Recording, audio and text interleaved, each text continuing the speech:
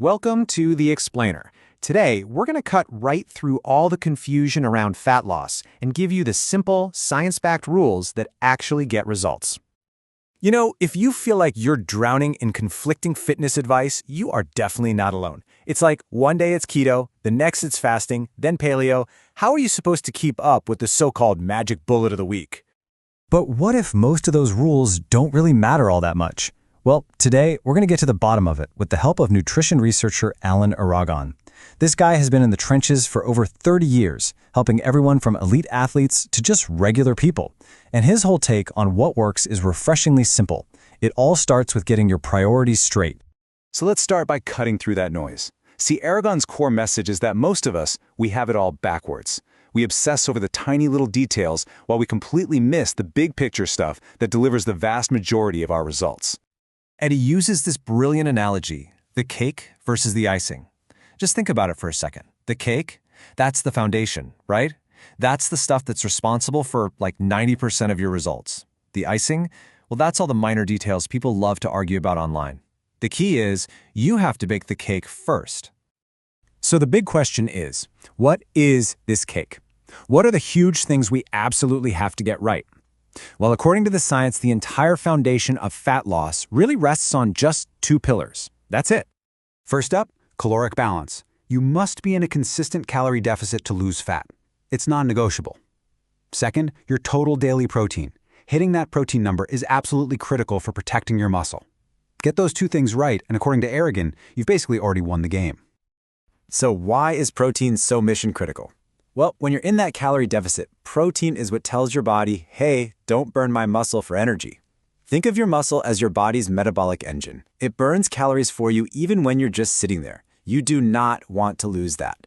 Plus, and this is a big one, protein keeps you feeling full, which makes sticking to your plan a whole lot easier. So how much protein do you actually need? Well, Aragon gives us a really simple evidence-based formula. First, figure out your target body weight in kilograms. So, for example, let's just say your goal is 90 kilos, which is about 198 pounds. You take that number, 90, and multiply it by a range of 1.6 up to 2.2. This gives you a daily protein goal of somewhere between 144 and 198 grams. Aiming for anywhere in that range, day in and day out, that is baking the cake. Now, once you've mastered the cake, you're nailing your calorie and protein goals consistently. Then, and really only then, should you even start thinking about the icing. And as it turns out, most of the rules people follow are just icing anyway. I'm talking about things like meal timing, that whole anabolic window thing, or even what you call your diet. Keto, paleo, fasting, whatever. It's all just icing. It has a tiny impact compared to your total daily calories and protein. For example, research has shown there's zero difference in muscle gain between eating 3 or 5 meals a day, as long as the total protein intake is the same. You know, Aragon puts it perfectly himself. The daily total for protein, that is the cake. The distribution of the doses through the day, that's the icing on the cake. And it's a very thin layer of icing, a very thin layer.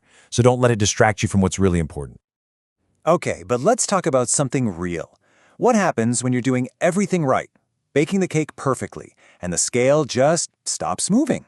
You've hit a plateau. Now, this does not mean your diet failed. It means your body, being the amazing survival machine that it is, has successfully adapted. This whole process is called metabolic adaptation. A huge part of it comes from a drop in something called NEAT. That's non-exercise activity thermogenesis. It sounds fancy, but it's just all the calories you burn from subconscious movements. You know, like fidgeting, tapping your feet, even just maintaining your posture. When you diet, your body instinctively dials this down, and that can lower your daily calorie burn by 200, even 300 calories. And here's what that looks like. You start dieting, you create that calorie deficit. But as your body adapts and your NEAT goes down, your total calories out, so the height of that bar, it actually gets smaller. Eventually, your calories in match this new lower calories out, and that right there is a plateau. It's not failure, it's your body doing its job. So, if the science is really this straightforward, focus on calories and protein, and just expect plateaus, why do so many of us still struggle to get results? What's going on? Well, Aragon argues it really comes down to just one thing: priorities. The people who consistently succeed, they don't have magical genetics or some secret diet plan. They simply make their physical goals priority number one, period. And he knows this isn't just a theory. It's his own life story. In his 40s, he was overworked, completely stressed out, and was drinking a bottle of wine every single night. He eventually hit a rock bottom, a point where he knew something had to fundamentally change. And as he tells it, it wasn't about moderation. It was about a complete stop. He made a hard commitment to redirect his routines, his habits, away from something destructive and towards something productive, like training and nutrition. The real change happened the moment it became his absolute top priority. So let's bring it all together. What do you need to remember? First, focus on the cake, your calorie deficit, and your daily protein. Second, stop obsessing over the icing, like meal timing and diet labels. They're just not that important. Third, understand that plateaus are a normal part of the process. And most importantly, know that true, lasting change only happens when it becomes a genuine priority, not just another item on your to-do list. So that's the real question to ask yourself. Are you spending your energy building the cake, or are you just getting distracted decorating the icing? Where is your focus really?